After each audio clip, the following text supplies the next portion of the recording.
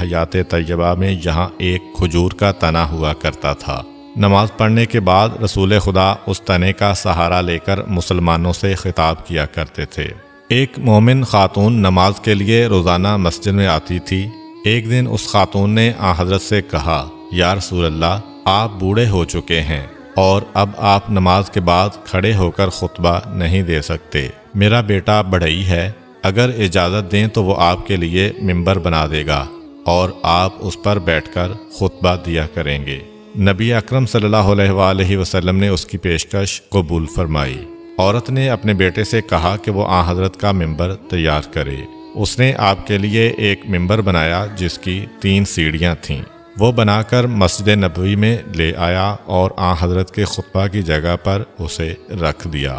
جب اس دن نبی اکرم صلی اللہ علیہ وآلہ وسلم نماز سے فارغ ہوئے تو آپ ممبر کی طرف تشریف لائے۔ جب آپ ممبر کی طرف جا رہے تھے اور اس کھجور کے تنے کے قریب سے گزرے تو تنے سے رونے کی آواز بلند ہوئی، جسے تمام مسلمانوں نے سنا اور اس کے رونے سے آن حضرت خود بھی متاثر ہوئے۔ آپ نے اس تنے کو سینے سے لگایا جس سے وہ پرسکون ہو گیا۔ پھر آپ نے اس سے فرمایا، اے کھجور کے تنے، گھبرا نہیں، میں نے تیرے متعلق خدا سے درخواست کی ہے کہ وہ تجھے جنت کا درخت بنائے گا۔ اس کے بعد تنا خاموش ہو گیا اور اس کے رونے کی آوازیں رک گئیں۔ بیان کیا جاتا ہے کہ وہ تنا بنی امیہ کے عہد تک مسجد میں باقی رہا۔ اولاد مروان کے عہد حکومت میں مسجد کی توسیع کی گئی تو اس کو کاٹ کر پھینک دیا گیا۔ ایک مومنہ خاتون 300 درہم کی تھیلی لے کر نبی اکرم کی خدمت میں حاضر ہوئی۔ اس نے وہ رقم آپ کی نظر کی اور عرض کیا، یا رسول اللہ، یہ درہم فقراء میں تقسیم کر دیں۔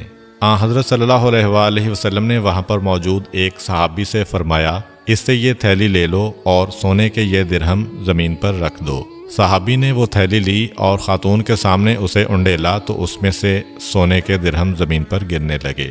جب خاتون نے یہ منظر دیکھا تو وہ حیران رہ گئی اور اس نے کہا، یا رسول اللہ، میں تو اس تھیلی میں چاندی کے درہم ڈال کر لائی تھی، اب سونے کے درہم اس میں سے کیسے برآمد ہوئے؟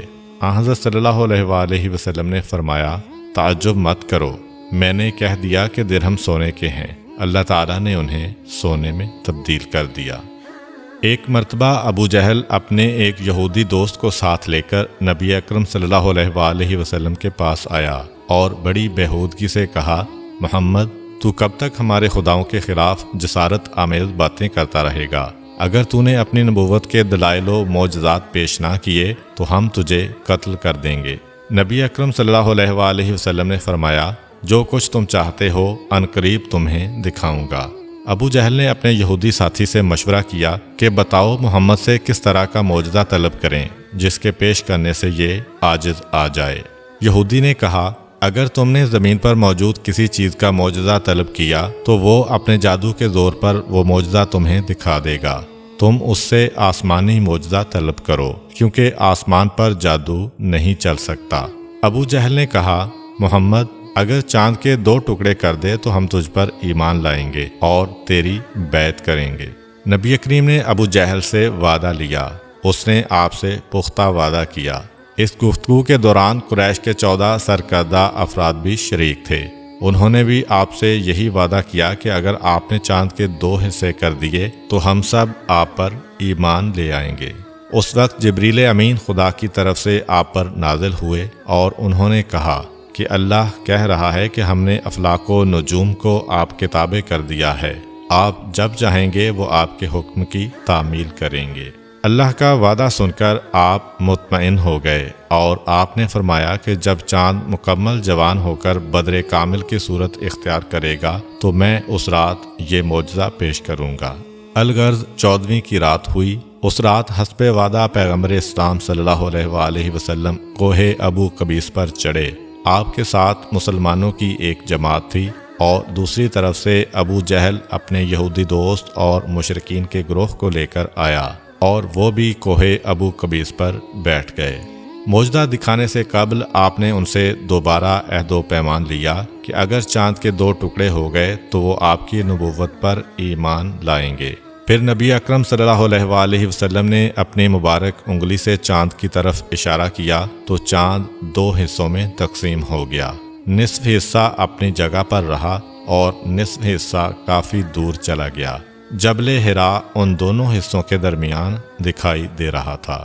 رسول اکرم صلی اللہ علیہ وآلہ وسلم نے ابو جہل اور مشرکین سے کہا، کیا تمہیں چاند پھٹا ہوا دکھائی دے رہا ہے؟ لوگوں نے کہا، جی ہاں، یہ 2 نصف حصوں میں تقسیم ہو چکا ہے۔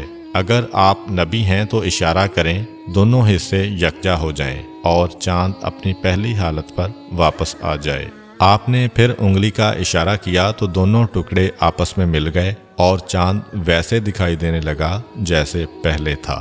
نبی اکرم صلی اللہ علیہ وآلہ وسلم نے حاضرین سے کہا کہ اب تم اپنا وعدہ پورا کرو اور اسلام کا اعلان کرو۔ ان میں سے صرف ایک یہودی نے اسلام قبول کیا، باقی مشرکین اپنی ضد پر اڑے رہے۔ کفار و مشرکین کے مشترکہ لشکر کی یلغار روکنے کے لیے مسلمانوں نے مدینہ کے گرد خندق کھودنے کا فیصلہ کیا۔ اس وقت مسلمان غلہ کے لحاظ سے سخت تنگی میں مبتلا تھے۔ خندق کھودنے میں رسول خدا صلی اللہ علیہ وآلہ وسلم بھی صحابہ کے ساتھ شامل تھے اور ان سے بڑھ چڑھ کر آپ نے خندق کھودی تھی۔ خندق کھودی جا رہی تھی مگر حالت یہ تھی کہ 3 دن سے رسول خدا اور ان کے صحابہ نے کچھ نہیں کھایا تھا۔ حضرت جابر بن عبداللہ انصاری رضی اللہ تعالی عنہ کے گھر میں ایک بکری موجود تھی۔ جب انہوں نے دیکھا کہ رسول اکرم اور ان کے صحابہ بھوک سے بے تاب ہیں تو وہ آن حضرت کی خدمت میں حاضر ہوئے اور عرض کیا، یا رسول اللہ، میرے گھر میں ایک بکری موجود ہے، میں اس سے آپ کی دعوت کرنا چاہتا ہوں۔